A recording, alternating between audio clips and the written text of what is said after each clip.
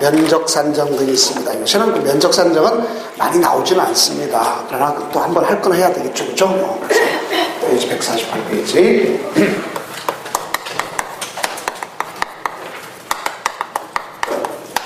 규모 산정 중에 면적 산정이 있다는 얘기죠. 자, 가장 개략적인 걸 하면 됩니다. 여기는 아주 옛날에는 뭐 하나하나씩 다 나왔는데 요새는 그렇지 않습니다.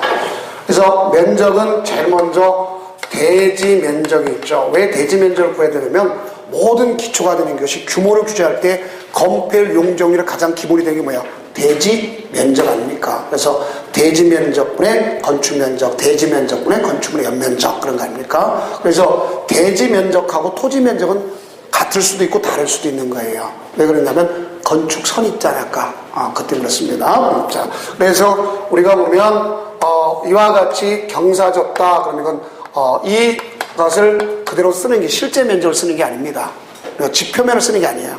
그러면 이건 대지의 수평 투영 면적을 이야기하는 겁니다. 그래서 대지의 수평 투영 면적, 여러분들 아마 공간정비 구축 관련 법률을 배웠을 때 평면적 쓴다고 배웠을 거예요. 그렇죠? 그래서 이걸 우리가 대지 면적으로 보는 겁니다.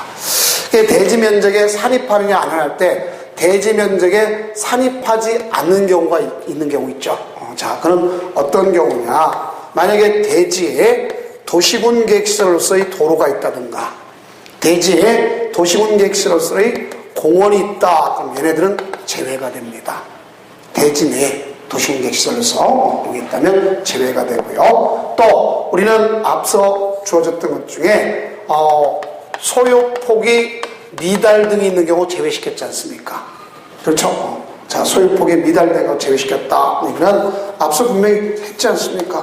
자, 만약에 이게 2m, 소유폭이 2m라 하면 양쪽에 대지가 있다. 그러면 중심으로부터 각각 2분의 1씩 우퇴한 이 부분은 대지에 들어가지 않는다 했잖아요. 또 한쪽이 하천 등이나 철길 등에서 경사지가 있다. 그러면 건물을 못 짓겠다. 그러면 어떻게 건물 지으려고 하면 대지 반대쪽, 도로의 경계선부터 반대쪽 소유폭만큼, 그렇죠? 이 부분은 들어가지 않는다. 가각전세 들어가지 않는다. 다만 들어가는 건 딱 하나 있었죠. 뭐 있었어요? 지정 건축선. 알겠죠? 지정 건축선은 들어가는구나. 이렇게 하시면 돼요. 자, 그래서 단 지정 건축선은 포함, 지정 건축선은 포함시키는구나. 이걸 알 수 있어요.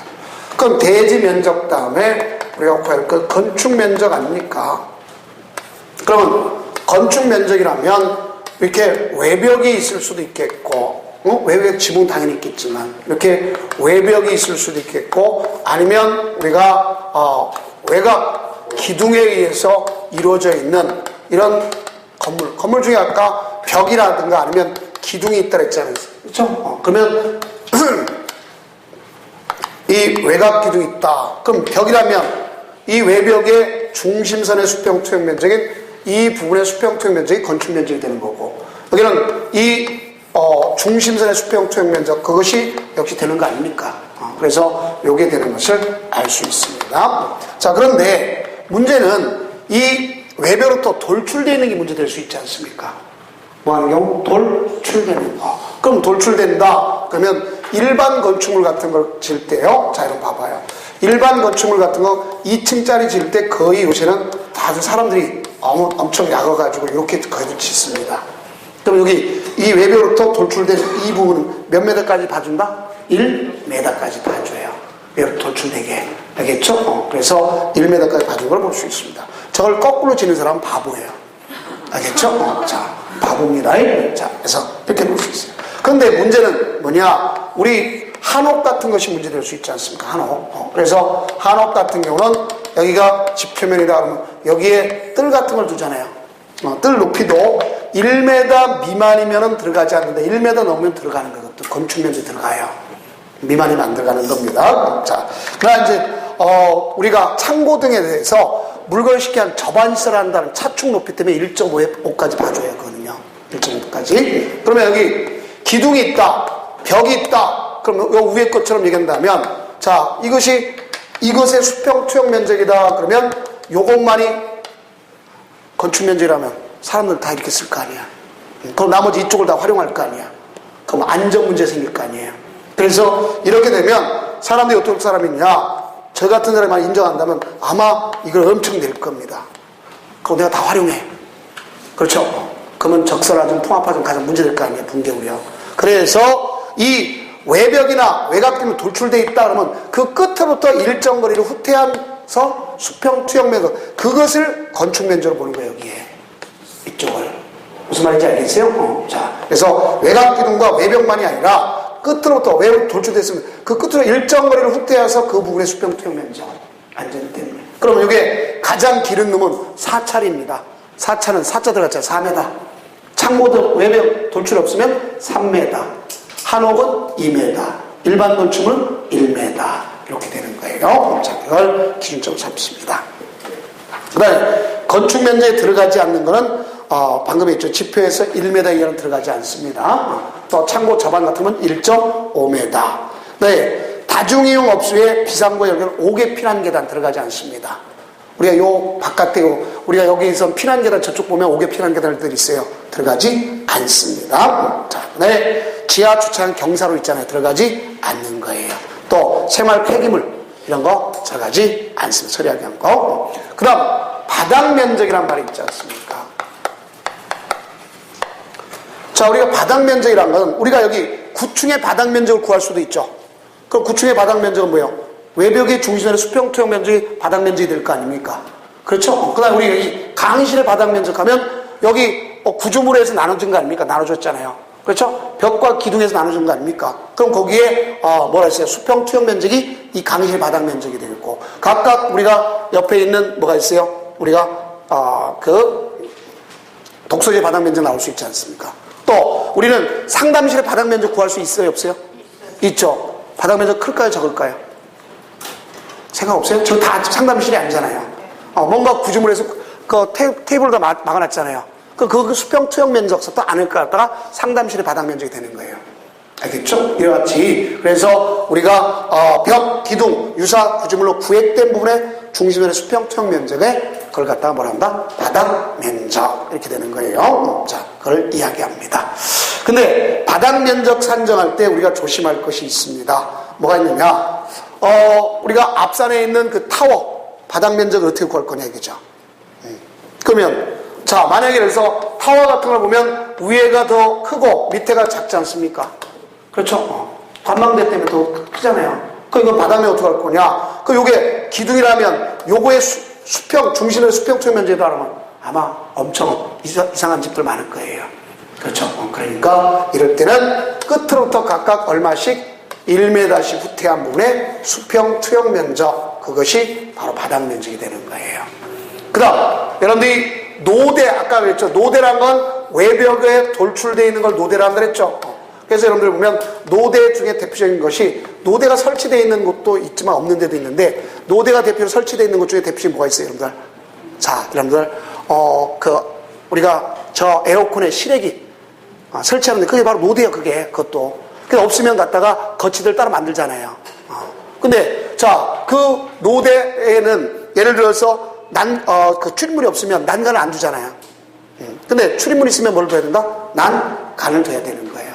그래서 우리가 보면 여기는 우리가 난간을 둬야 되는 거고, 그럼 이건 바닥 면적에 들어가느냐 안 들어가느냐 봤을 때 바닥 면적 A 곱하기 B가 바닥 면적이잖아요. 그러면 거기서 마이너스 긴 변 곱하기 1.5, 그러니까 결국 여기로부터 1.5m까지는 들어가지 않는다는 얘기야. 그 나머지가 있다면 들어간다는 얘기입니다. 그럼 거꾸로 보면 끝으로서 1.5m까지는 들어가지 않고 나머지는 들어간다는 거 아닙니까? 그럼 누가 바보 아닌 사람 저기다 노대에다가 바닥 면적을 집어넣겠어요? 그렇죠? 그래서 우리가 보면 이런 겁니다. 그래서 1.5란 말을 우리가 아시면 돼. 자, 그 부분이 있다면 나머지는 포함된다, 이렇게 생각하시면 됩니다. 그 다음 우리가 피로티는 바닥 면적에 들어간다 했어요? 안 들어간다 했어요? 안 들어간다 했죠. 그렇죠? 그 다음에 이제 문제가 되는 것은 승강기탑, 계단탑, 장식탑. 그런데 자, 여기 아파트 위에 보면 다 옥상에 보면 승강기탑, 계단탑, 장식탑 다 있잖아요. 들어갈까요? 안 들어갈까요? 안 들어가는 거예요. 근데 다만 우리가 옥탑이 있잖아요. 옥탑. 우리가 이제 옥탑이라고 많이 하기도 하고, 또 우리가 보면 이제 옥탑방이라고 많이 하는 다락이란 말을 쓰는 거 있잖아요. 그렇죠? 그 옥탑방은 층고가 거의 낮잖아요. 왜? 평수를 보면 1.5까지 안 들어가요. 근데 이 옥상에다가 예를 들어서 이렇게 평수라고 줬어 그러면 이 고가 1.5까지는 안 들어가는 겁니다. 근데 만약에 우리가 요새 보면 다락을 두는데 이렇게 옥상에다 다락 두는 경우도 있잖아요. 그럼 이거는 1.8까지 들어가지 않습니다. 그 다음 여기는 굴뚝 같은 건 당연히 들어가지 않아요. 굴뚝. 또 더스트 슈트. 자, 이런 거 되게 옛날 같은 왜 연탄재 버리던 곳, 쓰레기 버리던 곳 있잖아요. 그것도 들어가지 않습니다. 또 설비 닥터 들어가지 않는 거예요. 그런 건 이해하시면 됩니다. 자, 그 다음에 이제 공동주택 중에서 지상, 꼭 이건 공동주택이야. 공동주택 중에서 지상층에다가 전기실, 기계실 또 이렇게 하는 것은 들어가지 않습니다.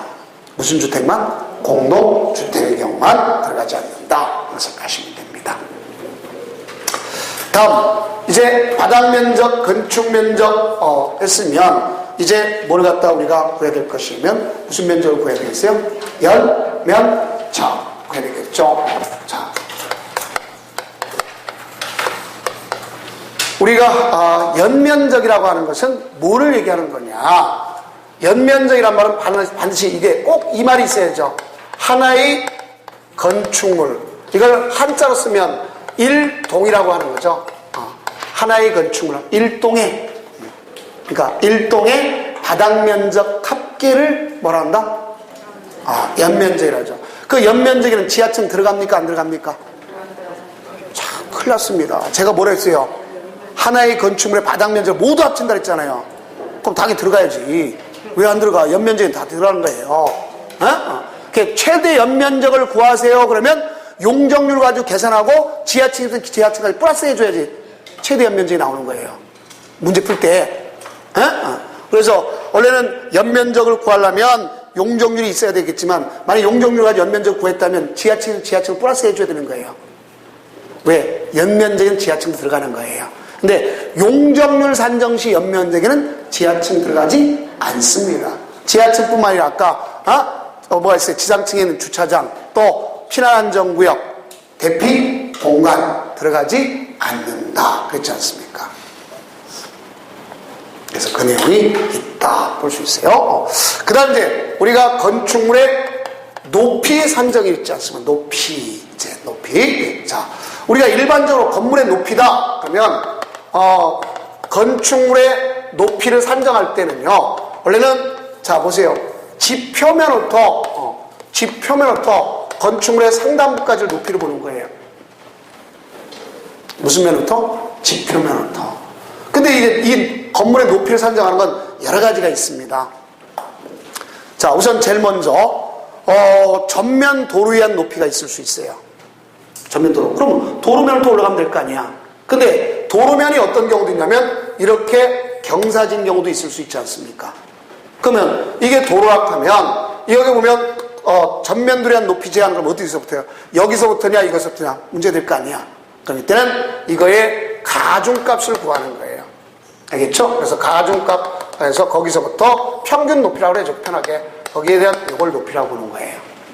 전면 도로에 높이 제한할 때. 또 뭐가 있냐면 우리가 그 1조 높이를 구하는 경우도 있어요. 무슨 높이? 1조 높이. 그럼 1조 높이를 구한다 그러면 이게 지표면인데 만약에 예를 들어서 요게 주택이고 요게 상가야. 주상복합이야. 그럼 이것이 전용 주거지역이나 일반 주거지역 할 때는요, 이거와 상관없이 무조건 지표에서 건축물의 상단부까지를 높이로 보는 거예요. 1조 높이를 갖다 산정할 때. 무슨 높이 산정할 때? 1조 높이 산정할 때. 이거 상관없이 무조건 전용 주거, 전용 일반주거 모든 건축물이 1조 높이 적용받아. 그러면 무슨 면부터 따진다? 지표 면부터 건축물의 상단부까지. 근데 전용 주거과 일반 주거지역이 아닌 곳에서 1조 높이를 따진다. 그러면 우리가 어디냐? 주택의 하단부서부터 건물의 상단부까지 이걸 1조 높이를 따지는 거예요. 알겠죠? 건축물의 무슨 부분? 하단부부터. 여기 다르잖아요. 그러면 하단부부터 1조 높이를 따지는 거예요. 그래서 그 내용이 이거다. 그걸 알 수 있어요. 그래서 일반 높이, 전면 도로의 높이, 1조 높이 있습니다. 1조 높이. 자, 그걸 우리가 이해하면 되겠죠. 되겠고, 또 뭘 갖다 볼 수 있냐면 이제 옥탑에 있는 걸 갖다 봐야 되겠죠. 아까 바닥 면적이라든가 또는 우리가 건축 면적에 들어가지 않는 옥탑 같은 게 있잖아요. 그러면 승강기탑, 계단탑 아까 바닥 면적 들어가지 않는다 그랬잖아요. 근데 여기 높이에는 들어갈 거냐 안 들어갈 거냐 하는 것이 문제될 거 아닙니까? 높이에 들어가냐 안 들어가냐. 그러면 이건 만약에 옥상에 하나로만 있으라는 법은 없잖아요. 그렇죠? 여러 개 있을 수 있잖아요. 아파트 같은 승강기탑, 계단탑 여러 개 있지 않습니까? 그러면 여기에 이 건축 면적하고, 건축 면적 어떻게 구하는지 알겠죠? 외벽의 중심선의 수평 투영 면적을 건축 면적으로 아까 했잖아요.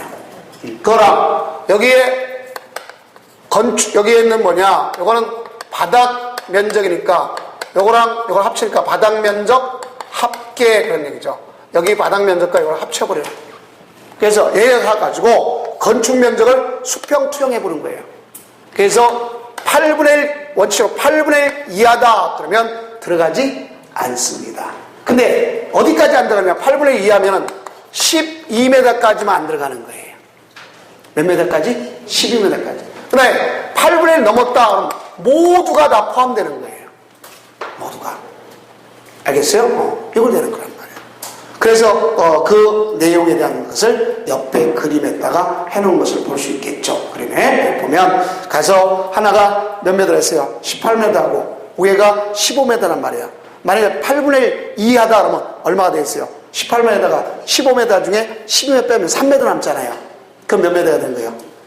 21m가 될 거 아닙니까? 예를 들어서 그렇게 되고, 만약에 8m, 자 8분의 1 넘었다 하면 전부 되는 거 아닙니까? 그렇죠? 이렇게 되는 것이다. 그것을 아시면 돼요. 그런 내용 가지고 문제 푸는 거예요. 이해됐어요?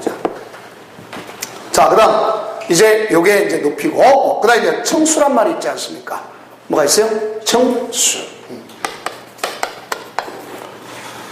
청수는 우선 제일 먼저 보면요, 그림 가지고 그려줄게요. 자, 만약에 예를 들어서 이 건물이 이루어지는데, 자, 만약에 건물 중에서 이렇게 되었다고 생각해 봅시다. 그러면 이걸 몇 층이라고 볼 수 있느냐? 몇 층이라고 볼 수 있느냐? 복잡하죠, 그죠? 건물이. 응? 자, 여기가 지표면 아닙니까? 지하층은 들어가요, 안 들어가요? 안 들어가죠. 그렇죠? 그러면 이게 몇 층이냐? 그러면 4층? 왜? 하나, 둘, 셋, 넷, 다섯. 많은 층을 따라가는 거예요. 알겠죠? 이것도 층수잖아. 많은 층을 따라가는 거예요. 많은 층. 알겠어요? 그걸 가집니다. 그래서 많은 층을 따라가기 때문에 이거는 결국 5계층이 되는 겁니다. 5층. 알겠죠? 자, 네. 만약에 1층을 피로트로 한다면 층수에 집어넣는다, 안 집어넣는다? 안 집어넣는다 하는 것도 꼭 이해해 두시기 바랍니다. 자, 그걸 우리가 정리해 주는 겁니다. 꼭 정리해 줄 게 바로 그거예요. 자, 그 다음에 또 하나는 이제 뭐냐면, 자, 이거 몇 층일까? 몇 층일까, 이거? 몰라요, 저도. 그냥 그린 거예요. 알겠죠? 자, 그러면 이거는 이 높이 나누기 4m라는 거예요. 알겠죠? 그래서 4m로 나누면 층수가 나오는 겁니다. 층수가. 자, 그런데 문제는 이제 뭐냐? 지금 여기처럼 이렇게 정확하게 나왔는데, 자, 이런 경우가 있을 수도 있잖아요. 여기 아까까지. 그러면 만약에 1, 2, 3, 4, 그 다음에 요만큼 있어요. 그럼 이게 5층에 들어갈 건지 안 들어갈 건지 따져야 될 거 아니야. 그건 똑같아요. 여기 있는 건축 면적과 바닥 면적을 합쳐가지고 8분의 1 이하면 들어가지 않고 8분의 1 이상이 무조건 들어가는 거예요. 근데 이게 주거전용 면적 85제곱미터 이하면 6분의 1을 기준점을 한다면 차이가 있는 겁니다. 얼마를 기점한다? 6분의 1. 이것만 있는 거예요. 그래서 이것이 높이와 관련되어 있다. 표현할 수 있겠죠. 자, 그래서 일반적인 높이를 갖다 잴 때 이게 되는 거고, 그 다음 층고가 있겠고, 또 뭐가 있습니까, 여러분들?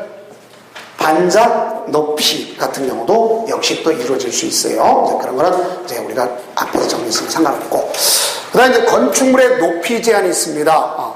그럼 건축물의 높이 제한 필기할 거 없으니까 거기 그대로 보면 151페이지 가로구역별 높이가 있습니다. 무슨 구역별? 가로구역별. 그러면 허가권자가 지정하는 거예요. 최고 높이를. 근데 특별시, 광역시에서는요. 그거 꼭 밑줄 쳐주세요. 무슨 시 무슨 시? 특별시, 광역시에서는 조례로 정할 수가 있습니다. 그래서 시장 분수가 정한다면 X가 돼요. 여기는 꼭. 그 다음 한 장 넘겨보면 1조 확보를 위한 높이가 있습니다. 무슨 확보를 위한 높이가 있다? 1조 확보를 위한 높이가 있다 보시면 돼요. 그럼 우리는 1조 확보를 위한 높이인데 1조 확보라는 건 왜 생긴 거냐 그러면 자 이게 A대지고 B대지입니다. 그럼 여기가 정남쪽이야. 그럼 이건 여기는 뭐예요? 정북쪽에 인접대지 요걸 경계선이라고 지칭하는 거예요. 인접대지 경계선. 그러면 만약에 A가 문제되는 거죠. B의 건축 때문에 정남쪽이니까. 그렇죠? 그럼 여기다가 건물의 높이에 따라서 여기에 1조 확보 문제 생기는 거 아닙니까? 그래서 여기는 전용 주거지역과 일반 주거지역에는 모든 건축물이 1조 높이 적용받습니다. 모든 건축물이 깡패도 상관없어. 모든 건축물이 적용받는 거예요. 그럼 이 건물의 높이가 얼마에 따라서 인접대지 정북방향부터 일정 거리를 띄우냐 하는 얘기입니다. 그래서 그는 이것이 9m를 기점으로 합니다. 몇 m? 9m. 그래서 9m를 기점해서 9m 이하면 1.5m만 띄면 여기가 1.5m X가. 알겠죠? 얼마를 띄운다 그랬어요? 1.5m. 9m 이하면은 자 그래서 1.5m 이상 띄우는 거예요. 그 다음 9m 우리가 넘게 되면 초과되면 그 높이의 절반 이상을 띄우도록 되어 있어요. 2분의 1 이상. 그래서 9m를 기점으로 한다. 꼭 이해하시기 바랍니다. 자, 이게 이제 시험 문제 가로치고 이렇게 나올 수 있어요. 오늘날 자 9m 기점한다. 자, 그 다음에 이제 뭐냐? 반대로 새로 택지를 조성하고 새로 도시개발 사업하는 거. 새로 짓는 게 아니라 새로 택지를 조성했다. 만약에 우리가 여기 보면 최고 3지구 했다가 만약에 짓는다. 그럼 거기는 일단은 정남쪽으로 또 똑같이 띄우면 돼. 정남쪽으로. 지금 이거 무슨 방을 띄웠어요? 근데 문제점이 바로 뭐냐? 정북방을 띄워봤자 이거 활용도가 없어. 그렇죠? 활용도가 없어요. 그 옛날에는 여기다 뭐 했느냐? 되게 조경을 정북방에다 많이 했어요. 근데 쓰레기 종량제 되고 나서 엄청 이웃집과 싸워. 왜? 여기다가 올라가서 여름철에는 자기들이 다 시원하게 그늘 다 내려놓고 가을만 되면 뭐야? 낙엽 때문에 싸운단 말이에요. 또 여기서 저녁에 여기 가서 운동해봐. 어떻게 해? 여기 있는 뒷집 사람은 불안해서 못 있어. 그렇죠? 그러니까 어떻게 한다? 정남쪽으로 나도 띄우고 너도 정남쪽 띄우면 활용하면 될 거 아니야.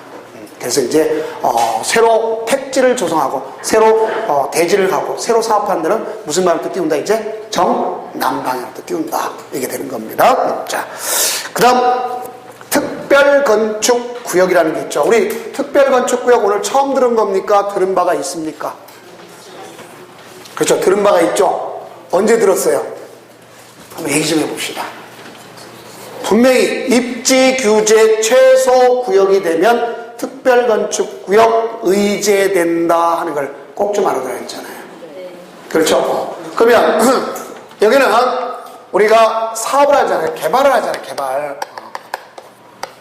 개발 사업을 하는데 이 개발 사업을 하는데 개발 사업은 국책 사업이 있을 수 있겠고 지방 사업가 있을 수도 있어요. 알겠죠? 그 중에 여기 중에 일부를 지정하는 거예요. 그걸 갖다가 뭐냐? 특별 건축 구역으로 지정해서 이 지역의 용도가 바뀌는 게 아니야. 용도는 그대로 두고 특별 건축 구역에서 속된 표로 이런 데다가 뭐를 짓느냐? 소위 요새 얘기하는 랜드마크 같은 걸 짓지 않습니까? 대표적 건물. 그건 대표적 건물 질 때 어떻게 해야 돼요? 그걸 갖다가 종전에 있는 규모 그대로 지면 대표적 건물 올라갈 수 있어요? 없어요? 없죠. 그러니까 특별건축구역을 지정하는데 요거는 국책사업은 누가 지정하는 거죠? 국토장관이. 이건 누가 지정할 수 있어요? 시도지사가 할 수 있다는 얘기입니다. 그래서 이 두 가지가 있는 거예요. 그래서 특별건축. 그럼 개발 못하는 데는 특별건축구역을 지정할 수가 없다. 그렇죠? 그래서 개발 못하는 데는 뭐가 있어요? 개발 제한구역, 그 다음에 자연공원구역, 그렇죠? 그 다음에 접도구역. 접도구역 있어요, 없어요? 있죠. 그 다음 보전산지 있습니다.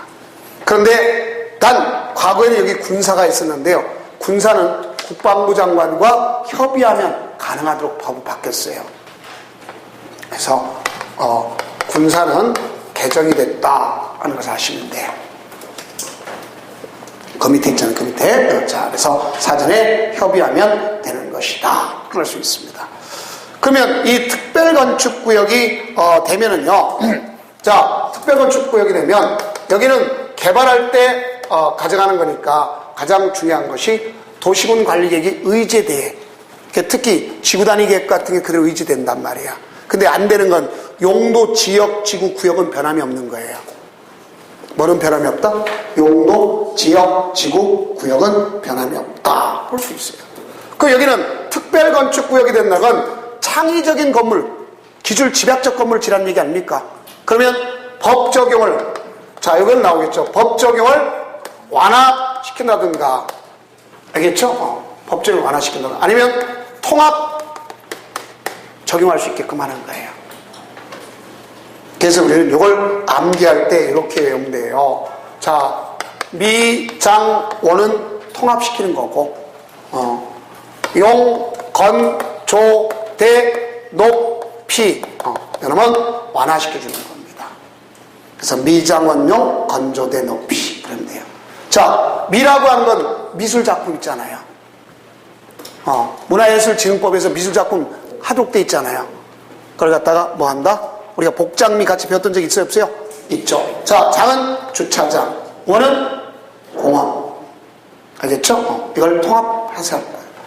그 다음에 용적률, 건폐율. 알겠죠? 또 여기는 조경, 대지 안에 조경. 대지 안에 뭐가 있더라? 조경. 또 뭐가 있으면 할 수 있어요? 대지 안에 공지. 대지 안에 공지. 높이. 일조 높이, 일반 높이. 이걸 얘기하는 거예요. 그래서 요게 2년 전만 해도 용적률은 완화시킬 수 없다 그랬는데 다 완화가 되는 겁니다. 꼭 아셔야 돼요. 용적률도 완화가 있다. 이렇게 보시면 됩니다. 자, 그 다음 이제 뭐냐. 특별 가로구역이란 말이 있습니다. 자, 무슨 구역? 특별 가로구역. 자, 보자고요.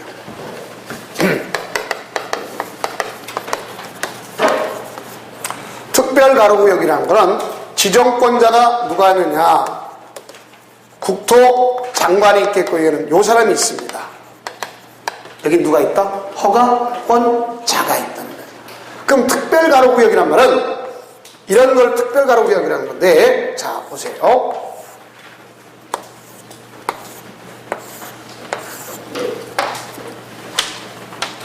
자, 우리가 이와 같이 도로에 의해서, 자, 이와 같이 도로에 의해서 둘러싸여 있는 이런 부분들을 다 특별가로구역, 이 가로구역이 가로.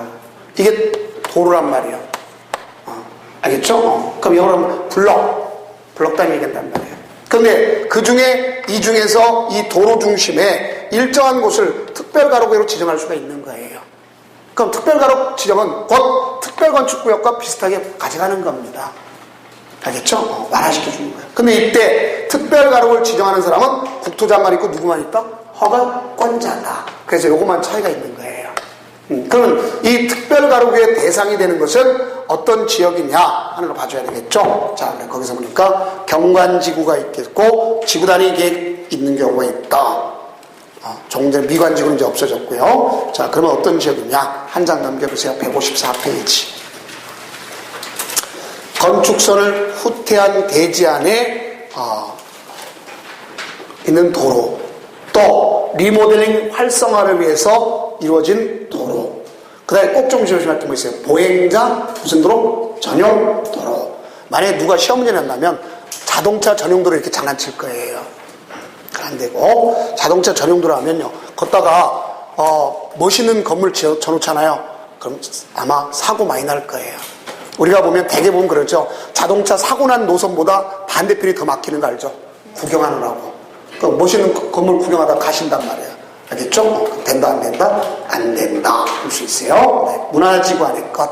내 조례가 정하는 경우 해당하는 겁니다. 그래서 이런 경우는 분명히 특별건축구역은 특별가로구역은 곧 특별건축구역과 그대로 가져가는 겁니다. 그 다음 작년도 마찬가지고 자 뭐가 나오냐면 건축협정이란 말이 있습니다. 무슨 것이 있다? 건축협정. 원래 이 건축협정이란 말을요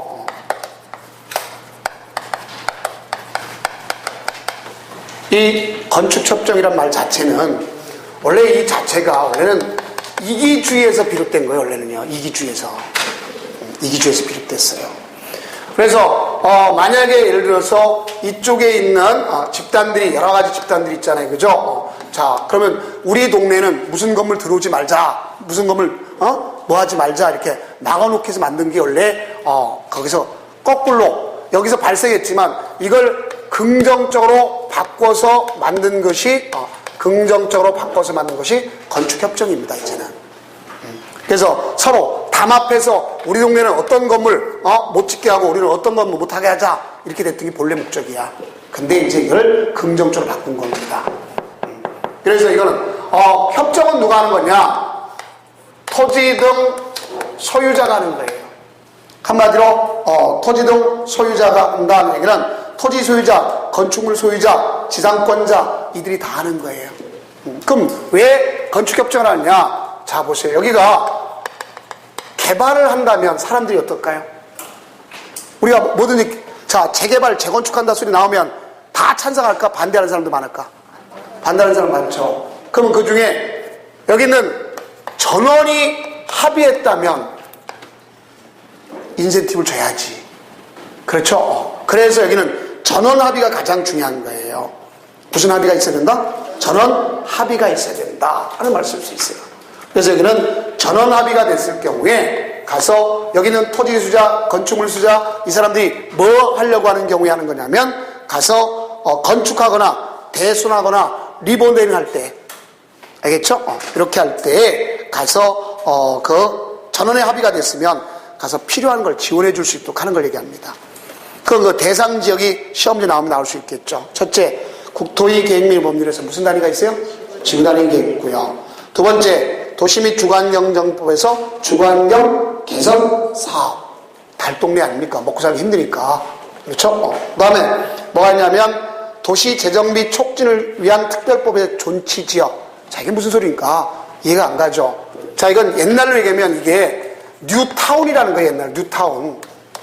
그 뉴타운이란 건 그 안에 신도시도 건설하고 재개발도 하고 재건축도 하고 그 다음에 도로도 정비하고 알겠죠? 시장도 정비하고 이런 걸 하자는 얘기야. 근데 그 중에 하나를 그대로 존치하겠다는 지역이 있습니다. 그럼 남들은 다 크게 하는데 이 사람 존치한다면 서로 싸울 거 아닙니까? 그래서 존치 지역이라는 게 있어요. 자, 그런 경우 있겠고 그 다음 조례가 정하는 경우에 있습니다. 뭐가 정하는 경우? 조례가 정하는 경우 있습니다. 그러면 이제 내가 여기 여러 필지 땅을 갖고 있어. 건물도 있어. 그럼 나는 1인 협정도 이루어질 수 있다 없다? 있다. 1인 협정도 가능한 겁니다. 그래서 이 협정을 했으면 이거는 사람이 어떤 사람이면 말하고 뒤에 가서 말만 하고 딴 소리 하는 사람 있잖아요. 반드시 뭐가 있어야 돼? 우리는 문서화 시켜야 돼요. 문서화. 그래서 문서화 시키는 걸 소위 우리가 갔을 때 뭐가 필요하냐? 가서 그 인가 받도록 돼 있어요. 그래서 그걸 갖다가 협정을 체결했으면 건축협정서를 갖다가 작성합니다. 네, 건축협정서를 작성하고 또 우리는 만약에 이걸 갖다가 협정서를 갖다가 작성하고 건축협정을 원활히 운행할 필요가 있잖아요. 그럴 때는 어떤 기구를 둘 수 있는 게 둔다 소리 아니지 않습니까? 그럼 기구가 가장 대표적 기구가 뭐가 있어요? 건축협정 운영회를 설립할 수 있는 거예요. 그 설립하려고 할 때는 대표자를 선임하는데 또 가서 이거 협정하는 것을 신고하도록 돼 있어요. 그래서 과반수 동의 얻어가지고 얼마 동의 얻어가지고 가발소득에서 신고합니다. 그러면 이와 같이 협정 체결한자든가 대표자가 작성한 그 건축협정서에 대해서 인가가 필요한 거예요. 그래서 인가는 우리가 걸친 경우가 있을 수 있어요. 어떤 경우? 걸친 경우. 그럼 우리가 건축법상에 걸친 경우는 어떤 경우 만들었어요? 과반이 속하는 걸 따라간다. 어디가 속하는 걸 따라간다? 과반. 그래서 이미 반이 넘는 걸 따라간다. 그래서 과반에 속하는 걸 따라간다는 꼭 좀 이해해 주시면 되겠습니다. 자, 그 다음에 또 하나는 협정을 폐기하겠다 그런 거 아닙니까? 그럼 건축협정을 폐기하려면 가서 과반의 동의를 얻도록 돼 있어요. 얼마 동의를 얻도록 돼 있다? 과반의 동의를 얻도록 돼 있다. 그래 볼 수 있어요. 자, 그리고 이제 마지막 하나는 결합건축이란 말이 있습니다. 무슨 건축? 결합건축. 이거 말고 이제 하나 더 있는데 그거는 우리가 문제 풀면서 할게. 이거는 왜 지금 잊어버리니까. 자, 결합건축이란 말은 어떤 경우냐? 한마디로 용적률 밀어주기가 되는 거예요. 용적률 밀어주기. 용적률 밀어주기. 쉽게도 자, 우리가 결합건축한다.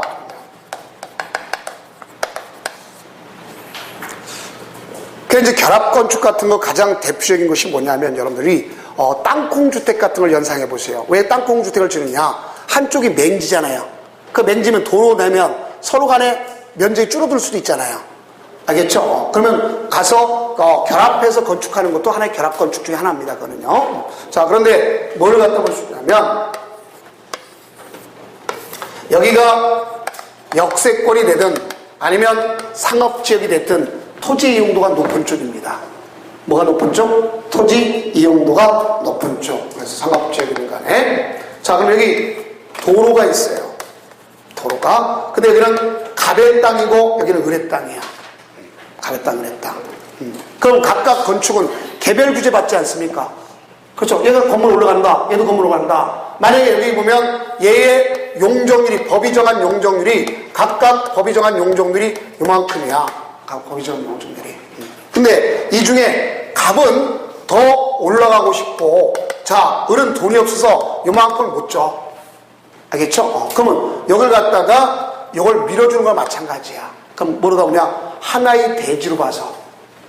그럼 이게 얼마냐? 여기서 여기까지가 100m 이내에 있어야 돼. 다만 이 도로가 난개발이 돼서는 안 되지 않습니까? 그렇죠? 그래서 기반시설 자체가 소위 우리가 가장 잘 정해져 있어요. 도시경관 기반시설이 부족하면 못하는 거예요. 근데 그것이 되어진다면 하나의 밀어주기가 되는 건 마찬가지예요. 법이 얼마나 최대한. 그러면 이건 나중에 가서 이 사람이 나 이거 돌려줘 이렇게 얘기하면 안 되잖아. 얼마 있다가. 그렇죠? 그러면 이건 유지가 돼요. 얼마 동안 유지가 되느냐면 우리가 30년간 유지가 되는 건 거의 안 써있지만 나중에 볼 거거든요. 자, 그래서 이렇게 되는데 그럼 사람들이 용적률 밀어준다 할지라도 다 밀어줄 수는 없잖아요.